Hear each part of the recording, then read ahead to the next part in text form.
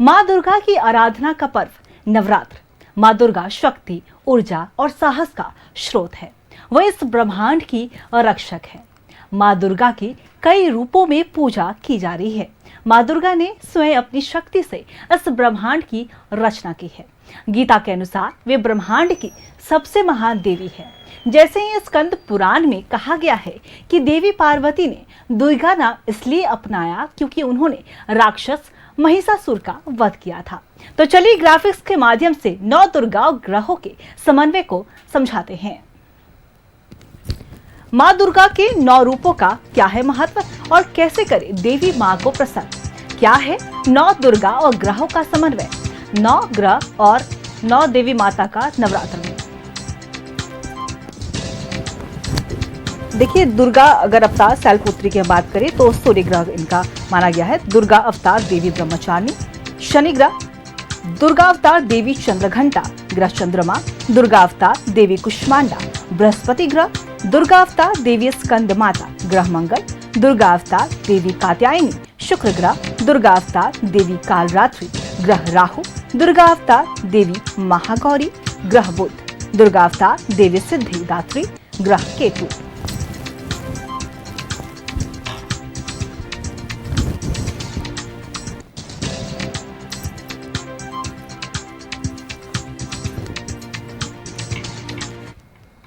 देवी दुर्गा शांति, समृद्धि और धर्म पर आघात करने वाली राक्षसी शक्तियों का विनाश करती हैं। कैसे करती हैं? माँ दुर्गा संसार में शक्ति का संचार और क्या है माँ की महिमा और इनके हर रूप का रहस्य। 9 दुर्गा और ग्रहों के बीच क्या है आखिर समन्वय, ये बताएंगे हमारे साथ ज्योतिष विभाग के assistant professor doctor S K. Ghoshal जुड़े हुए हैं। उनका रुख करेंगे। सबसे पहले तो आपका बहुत बहुत स्वागत है प्रोफेसर डॉक्टर एस.के. घोषाल जी हमारे इस खास कार्यक्रम में।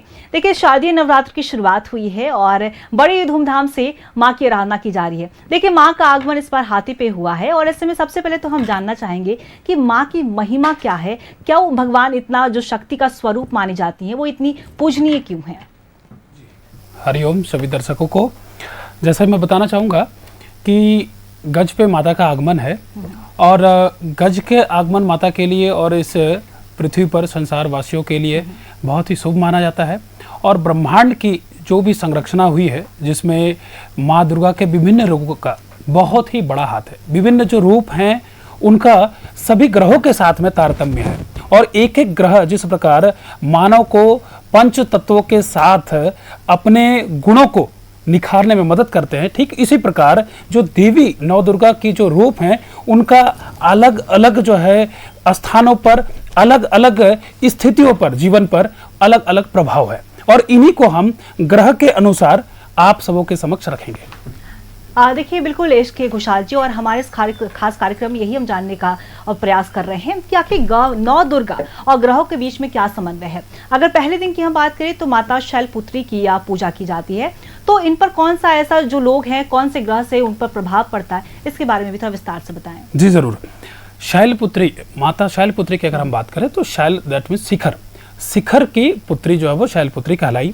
और जब माता शैलपुत्री के गुणों के बारे में हम चर्चा करेंगे, मतलब गुण ऐसा जो शिखर की भांति अडिग हो, उनमें क्षमता हो किसी भी स्थिति को किसी भी प्रकार के जो है वो समय में अपने आप को मजबूती से रखने की स्थिति अगर हम बात करें, अपनी क्षमता को ग्रुप ऑफ पर्सन मतलब समूह में समूह को किसी भी तरीके से किसी भी जगह पर ले जाने के लिए, समूह को अपने तरफ से अपने वशीभूत करने में, तो एक शिखर का जिस प्रकार बहुत ही प्रभाव रहता है, बहुत ही जो महत्व रहता है और बहुत ही दबावपूर्ण जो महत्व रहता है, ठीक इसी प्रकार शैलपुत्री का महत्व है। और ग्रहों की अगर हम बात करें तो सूर्य ग्रह सभी ग्रहों में नवग्रहों के राजा के रूप में जाने जाते हैं और शुभ ग्रह सूर्य ग्रह की अगर हम गुणों की बात करें तो उसमें असीम नेतृत्व क्षमता होती है, बहुत ही ज्यादा उनमें किसी भी प्रकार की सिचुएशन को डील करने की, किसी भी प्रकार की सिचुएशन को सामना करने की जो है वो क्षमता होती है। ऐसे लोग जो वो डरते बहुत कम है और समूह को अपने वशीभूत करके उनसे कार्य कराने की क्षमता होती है सूर्य में। तो यानी सूर्य ग्रह से प्रभावित जो भी मनुष्यगण हैं संसार में जितने भी भक्तगण हैं जिनके सूर्य के प्रभाव पॉजिटिव नहीं है, नकारात्मक जो वो प्रभाव मिल पा रहा है या कमजोर है कुंडली में, तो वो शैलपुत्री की पूजा कर सकते हैं। देखिए बिल्कुल शैलपुत्री माता के बारे में आपने बताया, और हम आपसे ये भी देखिए 9 दुर्गा माँ के स्वरूप हैं और 9 दुर्गा माँ की बड़ी ही आराधना से पूजा अर्चना की जाती है।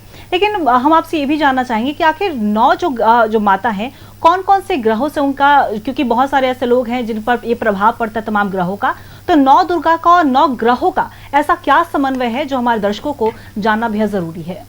जी जी जैसे कि थोड़ी देर पहले बताया गया कि शैलपुत्री सूर्य ग्रह के लिए, ब्रह्मचारिणी शनि ग्रह के लिए, चंद्रघंटा चंद्र के लिए, और कुष्मांडा बृहस्पति के लिए, स्कंद माता मंगल के लिए, कात्यायनी शुक्र के लिए, काल रात्रि के लिए राहु, और महागौरी ग्रह बुध के लिए, और सिद्धिदात्री केतु ग्रह के लिए। तो ये जो नवग्रह हैं इनका किसी ना किसी रूप से, इनके स्वभाव, इनके गुण से उन देवी के गुणों के साथ में संबंध है। अब इसमें अगर हम बात करें शैलपुत्री के बाद ब्रह्मचारिणी की, तो ब्रह्मचारिणी की स्थिति की अगर हम बात करें तो आप देखेंगे उसमें कि ब्रह्मचारिणी पैदल नंगे पांव जो है वो चलते हुए प्रतीत हुआ है, और कहा भी गया है ब्रह्मचारिणी के बारे में कि भगवान शिव को पति रूप में प्राप्त करने के लिए उन्होंने कठोर तपस्या करी, और वो जो कठोर तपस्या करी जिसको करने के लिए उन्होंने अपना सर्वस्व त्यागा। तो ग्रह की अगर हम बात करें ब्रह्मचारिणी से, तो वो शनि ग्रह, और शनि ग्रह जीवन में मनुष्य को कठोर तपस्या करके अब उनको स्वर्ण की भांति जो है, जैसे सिर्फ स्वर्ण अग्नि में तपित होकर के जो है वो प्योर शुद्ध सोना बनता है, ठीक इसी प्रकार शनि भी मनुष्य को तपाता है।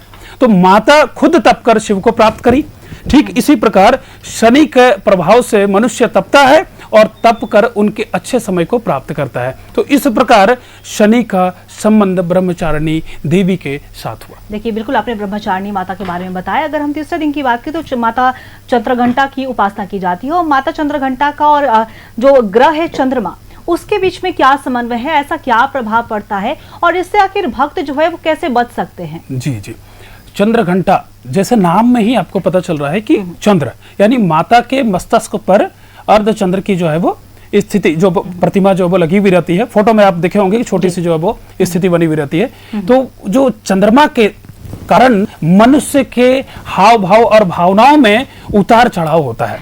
तो अगर हम बात करें चंद्र ग्रह की, तो वो हाव भाव को लिया, और चंद्रघंटा चंद्र के रूप को धारण किए हुए रहती है माता।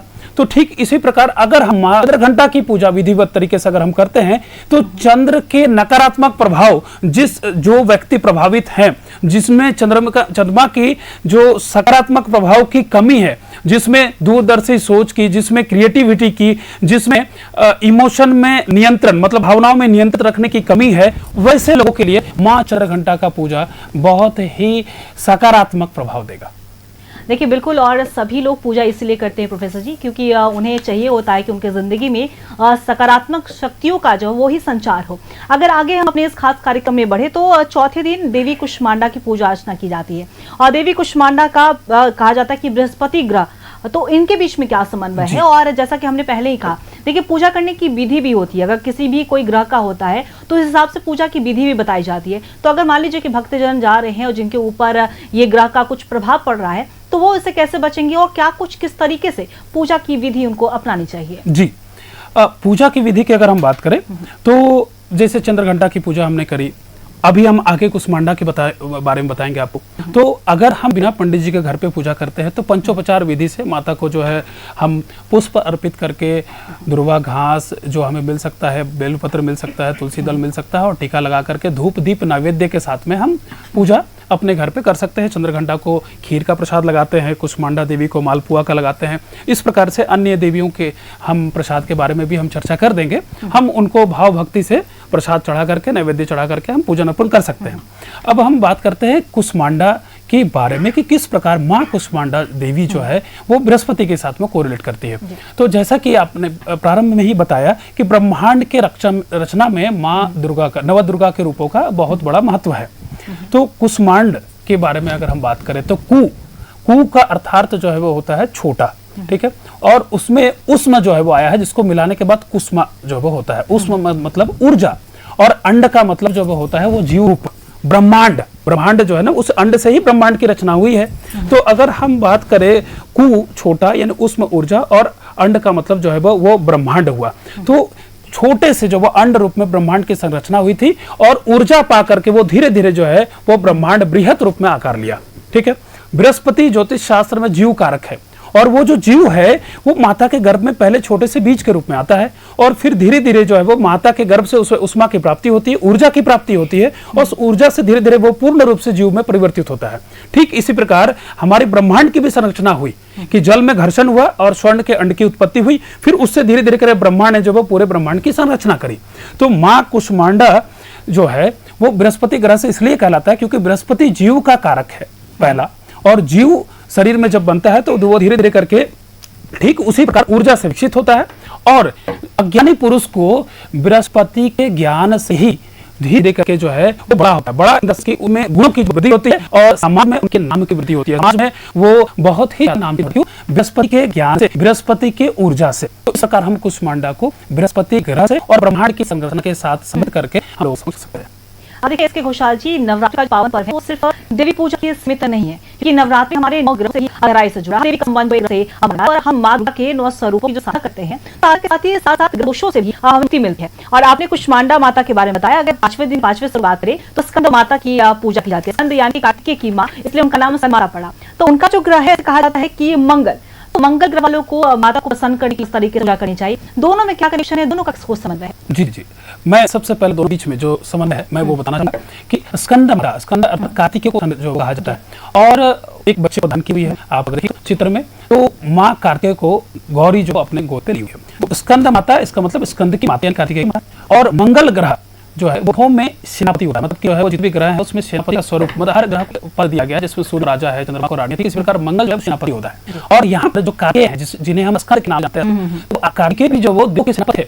जब देवताओं और असुरों के युद्ध में युद्ध हुआ तो उसमें जो है वो हर एक युद्ध में सेना का सेनापति जो को जो स्थापित किया जाता है, जिसमें कार्तिकेय देवों के सेनापति थे, यानी मंगल ग्रहों के सेनापति हुए। और यहाँ स्कंद यानी कार्तिकेय जैसे मुरुगन के नाम भी जानते हैं, वो देवों के सेनापति हुए। तो इस तरीके से वो मंगल ग्रह जो है वो कार्तिकेय के नाम में जो है उस कार्तिकेय की माता जो है वो स्कंद नाम से जान गई। यानी अगर मंगल ग्रह से कोई जाकर पीड़ित या मंगल ग्रह का सकारात्मक प्रभाव मिल रहा है या मंगल ग्रह सकारात्मक प्रभाव की कमी है, उसमें साहस की कमी है, उसमें किसी भी क्षेत्र में वाद विवाद की प्रतियोगिता में, किसी भी ऐसे युद्ध के क्षेत्र में अगर उसमें साहस अगर नहीं आ रही है, वो लोगों के बीच में अपनी प्रतिभा को अगर नहीं रख पा रहा है, लोगों से युद्ध करके लोग फाइट करके लोगों के बीच में, यानी मंगल की कहीं ना कहीं उसमें कमी आ रही है, अपने गुणों को लोगों के समक्ष रख नहीं पा रहा है वीरतापूर्वक, तो वो स्कंद माता की पूजा करे, वो उनके लिए फायदेमंद है। देखिए ग्रहों की अगर प्रभाव की बात करें तो उनसे बचने की तरह तरह के उपाय भी हैं। क्या आपको ऐसे मंत्र भी है इसके बारे में आप कुछ हमारे को बता सके? जी जरूर। जैसे हमने बात करी अभी मंगल की पूजा की, तो हम देवी स्कंद माता की अगर हम पूजा कर रहे हैं तो हम स्कंद माता के जो वो पूजा करेंगे, साथ में हम मंगल के लिए ओम हुंग रिंग भौमाय नमः इस बीज मंत्र का भी 108 बार हम जाप करके साथ में पूजा करते हैं, तो वो है पूजा और भी ज्यादा जो फल, क्योंकि हमने ग्रह की बीज मंत्र की ऊर्जा की हम स्कंद माता की पूजा के साथ में हम अटैच कर दिए, तो हम लोग की जो है वो ऊर्जा एक साथ जो है वो मिलेगी। और मंत्र में कहा गया है कि ओम ऐं क्लीं विच्चे चामुंडा नमः, ये जो मंत्र है इस मंत्र में एक एक मंत्र का, जैसे ओम ऐं क्लीं और उसके बाद जो चामुंडाई में चा, मां में मुंह और फिर या, इस कारण से ये भी एक एक करके जो है ना वो सारे जो है वो 9 दुर्गा की जो है वो रूप की पूजा करता है। लेकिन अगर किसी को इन्हीं चार रूप में बृहत रूप अगर किसी को याददाश्त में आए तो सर्वथा रावण मंत्र जो ओम ऐं क्लीं चामुंडाई विच्चे नमः, इसका 108 बार भी प्रतिदिन ग्रहों के बीज मंत्र के साथ में अगर हम संयुक्त रूप से प्रारंभ कर दे पूजन में नवरात्र में, तो और भी ज्यादा फलीभूत होगा। देखिए बिल्कुल घोषाल जी, हम आपसे और भी माताओं और उनके बीच ग्रहों का क्या कुछ समन्वय है, क्योंकि ब्रह्मांड की देवी कहा जाता है माता दुर्गा के 9 स्वरूपों को। जैसा कि शारदीय नवरात्र है और शारदीय नवरात्र में माँ के सभी स्वरूपों की उपासना बड़े ही भक्ति के साथ की जा रही है। सभी भक्त माता की भक्ति में लीन हैं। लेकिन आज हम इस खास कार्यक्रम में ये जानने की कोशिश कर रहे हैं कि जो ग्रह होते हैं और जो ब्रह्मांड की देवी दुर्गा माँ है, आखिर उनके बीच में क्या समन्वय है। इसके साथ जानने के लिए हमारे साथ एस के घोषाल जी लगातार बने हुए हैं। एस के घोषाल जी, जैसा कि हमने स्कंद माता तक हमने जाना कि क्या उनके ग्रहों और उनके बीच में समन्वय है, अगर हम आगे की हम बात करें तो माता कात्यायनी की अगर बात कर रहे हैं तो छठे दिन उनकी ही पूजा की जाती है। और उनका शुक्र ग्रह की अगर हम बात करें तो दोनों के बीच में क्या समन्वय है। और देखिए सही विधि से अगर पूजन और ग्रहों को प्रसन्न करने के जो उपाय है वो भी बढ़िया, जो हमारे दर्शक है वो भी उत्सुक होंगे जानने के लिए। जी जरूर। शुक्र ग्रह और कात्यायनी माँ, कात्यायनी माँ के बारे में अगर हम बात करें तो जितनी भी सूक्ष्म जगत में अदृश्य अव्यक्त रहस्यमयी शक्तियां हैं, सभी शक्तियों के अधिष्ठात्री जो है वो माँ कात्यायनी को जाना जाता है। यानी अगर हम शुक्र ग्रह की भी अगर हम बात करें तो देवगुरु शुक्राचार्य से शुक्र ग्रह का जो वो नाम आता है। और देवगुरु शुक्राचार्य जो थे वो समस्त अद्भुत रहस्यमयी अदृश्य जो वो शक्तियों के बहुत बड़े जो है वो जानकार भी जो वो थे। और ऐसी उनमें जो वो शक्तियाँ थी जिससे कई असुर उनके सानिध्य में रह करके उनके ज्ञान से फलीभूत होकर के उन्होंने देवताओं पर विजय की प्राप्ति करी। पहला तो ये है। दूसरा, कात्यायनी माता जो अगर हम बात करें नाम के बारे में, कात्यायन ऋषि ने जब नवदुर्गा की उपासना की, नवदुर्गा नहीं माँ दुर्गा की उपासना की, तो माँ दुर्गा की उपासना के फलीभूत माँ दुर्गा प्रसन्न होकर कात्यायनी के रूप में पुत्री के स्वरूप उनके घर में जन्म लिया और जिसे हम कात्यायनी के नाम से जानते हैं। दूसरी बात यह भी है कि अगर हम बात करें कि हमारे द्वापर युग में जो ब्रज की गोपियां थी, कृष्ण को पति स्वरूप पाने के लिए माँ कात्यायनी का ही व्रत करी थी और पूजा करी थी, उनको प्रसन्न करी और तत्पश्चात उन्होंने कृष्ण को पति रूप में प्राप्त किया। तो जब भी आज के समय में मतलब कलयुग में जब भी किसी कन्या का विवाह नहीं होता हो या विवाह बार बार जो है वो लगने के दौरान टूट जा रहा हो, विवाह होने में परेशानी आ रही हो, तो माँ कात्यायनी के बीज मंत्रों का जाप करवाते हैं, माँ कात्यायनी का अनुष्ठान करवाते हैं हम लोग, ताकि किसी भी प्रकार की जो है वो विवाह में जो विलंब ना हो और वो विवाह जो है वो लग जाए। इसके अतिरिक्त शुक्र ग्रह की भी पूजा, कुंडली में विवाह के किसी भी प्रकार के स्वरूप को अगर देखना हो तो सर्वप्रथम शुक्र ग्रह की स्थिति देखते हैं कि शुक्र ग्रह कुंडली में अच्छी स्थिति में है या नहीं है, किसी पाप ग्रह से प्रताड़ित है या किसी भी ऐसी स्थिति में है जिससे शुक्र ग्रह के सकारात्मक प्रभाव न मिल रहा हो। वैसी स्थिति में हम शुक्र के बीज मंत्र का ओम शुंग शुक्राय नमः या ओम द्रांग द्रिंग द्रोंगशा शुक्राय नमः के बीज मंत्रों का जाप करवाते हैं 72,000 और जाप करवाने के पश्चात फिर हम हवन इत्यादि करते हैं। यानी माँ कात्यायनी की पूजा शुक्र के साथ में आज के समय में तो ज़्यादा से ज़्यादा जगह पर होती ही है विवाह संबंधित मैटर को देखने के लिए। तो इस प्रकार से हम माँ कात्यायनी को शुक्र ग्रह के साथ में जोड़ सकते हैं। देखिए बिल्कुल, और माता कात्यायनी के साथ साथ जो अन्य स्वरूप है माता के वो भी बड़े ही शक्तिशाली माने जाते हैं। कहते हैं कि उनके अगर हम आराधना ही कर ले, उनका बस नाम ही स्मरण कर ले तो सारी बाधाएं जो है वो दूर हो जाती है। देखिए आगे हम बात करें तो देवी काल रात्रि के 7वें दिन पूजा की जाती है और माता काल रात्रि की जब बात होती है इसके खुशहाल जी, तो उनकी पूजा की विधि बिल्कुल अलग हो जाती है। उनकी पूजा उपासना जो है उनमें थोड़ा सा बदलाव हो जाता है और उनका जो ग्रह की अगर राहु ग्रह की बात करें तो ये दोनों के बीच में क्या समन्वय है, क्योंकि देखिए काल रात्रि की पूजा की विधि जैसा कि मैंने पहले ही कहा कि विधि बहुत अलग हो जाती है। तो ये दोनों को अगर किसी का प्रभाव पड़ रहा है राहु का किसी के ऊपर ग्रह का, तो माता काल रात्रि की पूजा किस तरीके से की जानी चाहिए? जी जी जी, मैं बताना चाहूंगा कि काल रात्रि की पूजा तो सर्वथा बहुत ही ज्यादा महत्वपूर्ण है दूसरे जो है वो पूजा के तुलना में, दूसरे देवियों के तुलना में। कारण ऐसे अगर हम बात करें तो काल रात्रि का जो स्वरूप रहता है वो बहुत ही विकराल रहता है, देखने में बड़ा भयावह रहता है। और ज्योतिष शास्त्र में राहु को काल का स्वरूप माना जाता है और केतु को सर्प का स्वरूप माना जाता है, जिससे काल सर्प योग भी बनता है। बहुत जगह पर इसका वर्णन है। ठीक है, राहु को काल का स्वरूप और काल जो है वो ग्रास करता है। इस तरीके से बहुत सारी बातें चलती हैं। तो काल रात्रि जो है वो उस आसुरी शक्ति, उस अंधकारमयी नकारात्मक शक्ति को जो है वो माँ काल रात्रि ग्रास करती है। इसका मतलब ऐसे व्यक्ति जिनके ऊपर तंत्र का प्रयोग हुआ हो, जिनके ऊपर किसी भी प्रकार के जो है वो नकारात्मक शक्तियों का प्रयोग हुआ हो, स्वार्थ सिद्धि हेतु कलयुग में ये सब बहुत चीजें चल रही हैं, तो वो हुए। दूसरे ऐसे तांत्रिक या ऐसे जो है वो सिद्धि प्राप्ति करने वाले इच्छुक भक्तगण वो माँ काल रात्रि की पूजा विशेषतः करके और वो सिद्धि प्राप्त करते हैं उस दिन में। और राहु भी इस तरह की जो है वो शक्तियों के अधिष्ठात्री देव माने जाते हैं। तो कुंडली में इसी कारण जो है वो जब भी हम राहु की हम बात करते हैं तो यानी किसी भी प्रकार के वैसी शक्तियां जो जातक के मन को भ्रमित करे, उसको विचलित करे, उससे जो है वो नकारात्मक भी करवाए, लेकिन अगर अच्छे ग्रहों के सानिध्य में रहे तो अच्छी भी जो है वो कराते हैं, मतलब वो और भी गहराइयों तक जो वो जाती हैं। लेकिन यहाँ पर हमारा कहने का तात्पर्य है कि माँ काल रात्रि नकारात्मक शक्तियों को, आसुरी शक्तियों को अंधकारमयी जगत से जो है वो हटाती है और वहां से प्रकाश जो वो प्राप्त कराती है, जातक को इस प्रकार की नेगेटिव नकारात्मक शक्तियों से दूर करती है। तो इस तरह से काल रात्रि का माता का राहु के साथ में हम समन्वय स्थापित कर सकते हैं। देखिए बिल्कुल, और आगे हम बात करें इसके खुशहाल जी, तो माता महागौरी की पूजा उपासना की जाती है इसके बाद, और इनका जो स्वरूप है बड़ा भोला और सीधा साधा माना जाता है। तो इनका जो ग्रह है, अगर हम बुध ग्रह की बात करें, तो क्या कुछ समन्वय है साधक को किस तरीके से पूजा अर्चना करना चाहिए? जी जरूर। जैसे महागौरी का स्वरूप बहुत ही, आपने कहा जैसे कि बहुत ही सुंदर, बहुत ही भोला और बहुत ही आकर्षक जो है वो। अगर हम बुध ग्रह की बात करें तो ज्योतिष शास्त्र में बुध को राजकुमार का कारक कहा गया। जैसे राजा, रानी, सेनापति हमने कहा, सभी को पद जो दिए गए हैं सामाजिक स्तर पर, तो बुध ग्रह जो है ना वो राजकुमार या राजकुमारी का कारक कहा जाता है। यानी उस अवस्था को, जिस अवस्था में कोई भी बालक हो या बालिका हो, देखने में जो वो सुंदर लगे, देखने में आकर्षक लगे, और ऐसी कोई भी प्राकृतिक सौंदर्यता, चाहे हम उपवन की बात करें, चाहे वो किसी भी प्रकार के ऐसे स्थान की बात करें जिसमें प्राकृतिक सुंदरता प्रचुर मात्रा में हो, वो सब बुध से हम देखते हैं। और माता का स्वरूप ही इतना सौंदर्य है कि वो किसी भी व्यक्ति विशेष को जो वो आकर्षित जो वो कर ले। तो इस प्रकार बुध को हम महागौरी के साथ में हम समन्वय स्थापित करते हैं, उसको कनेक्ट करते हैं, और किसी भी प्रकार के जो वो जातक जिसमें बुध ग्रह के जो वो नकारात्मक प्रभाव या बुध ग्रह के सकारात्मक प्रभाव जो है वो ना हो, उसमें बुध ग्रह की जैसे बुद्धि को एक जगह पर जो वो स्थापित करना, किसी भी जगह पर फोकस करके जो वो किसी भी कार्य में लक्षित करके उसको प्राप्ति करना, वो अगर नहीं हो पा रहा है, इसका अर्थ है कि जातक का उस क्षेत्र विशेष में विशेष आकर्षण नहीं है, तभी वो भटकाव है और वो अन्य अन्य स्थानों पर, अन्य अन्य क्षेत्रों में अपने मन को जो है वो छन छन भर के लिए टिका रहा है। तो यानी किसी भी क्षेत्र में सफलता प्राप्ति के लिए एक स्थान पर मन का टिकाव होना आवश्यक है, और उसके लिए उसका उस क्षेत्र के प्रति आकर्षण होना आवश्यक है। तो माता का इस महागौरी स्वरूप का बुद्ध के साथ में हम इस प्रकार समन्वय स्थापित कर सकते हैं। देखिए बिल्कुल इसको खुशहाल जी, और आखिरी दिन माता सिद्धिदात्री की पूजा की जाती है, और कहा जाता है कि भगवान जो शिव हैं उन्होंने भी इनकी उपासना की थी, तब जाके उन्हें सारी जो सिद्धियां हैं वो प्राप्त हुई थी। तो इनका केतु अगर ग्रह से है तो उनका क्या कुछ समन्वय है, कैसे इनकी उपासना की जानी चाहिए? जी जरूर।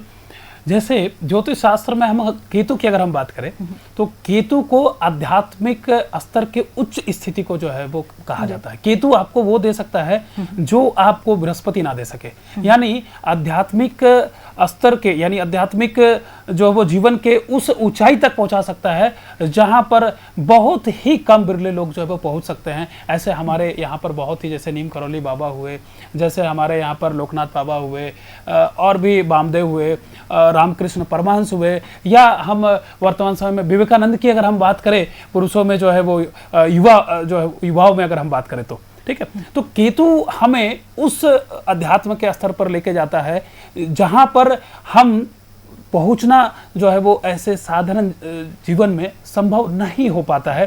तो सिद्धिदात्री का मतलब क्या होता है कि सिद्धि प्राप्त करना, मतलब उनकी पूजा करके। और केतु आपको, आपके मन में जिस प्रकार की जो है वह भाव है, अगर आप भौतिक जीवन में अगर पूरी तरीके से अगर व्याप्त हैं और पूरी तरीके से अगर सम्मोहित हैं, तो आपके मन में जो वो किसी विशेष जो वह स्थान को प्राप्त करने की इच्छा होगी।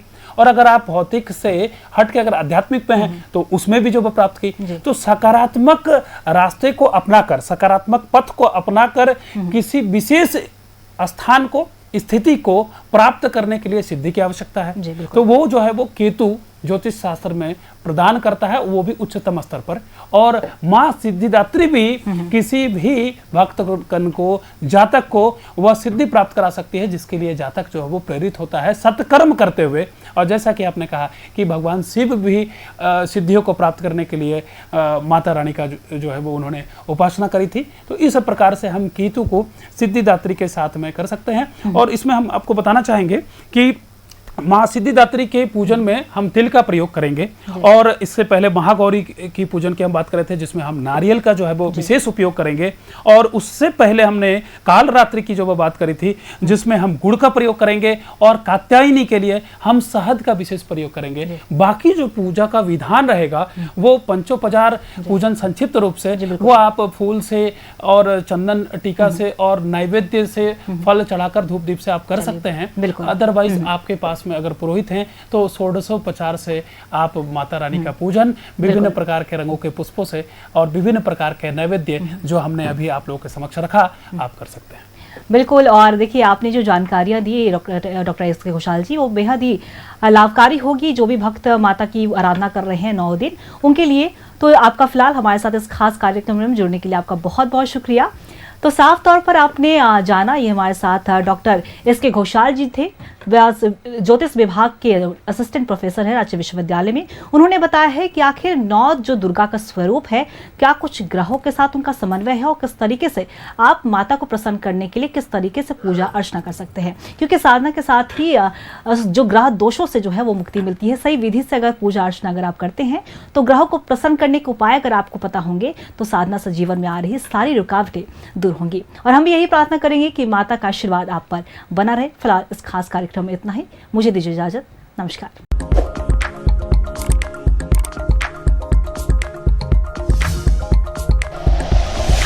Like and share videos, subscribe करें हमारा चैनल और प्रेस करें बेल आइकॉन। न्यूज़ 11 भारत, सच है तो दिखेगा।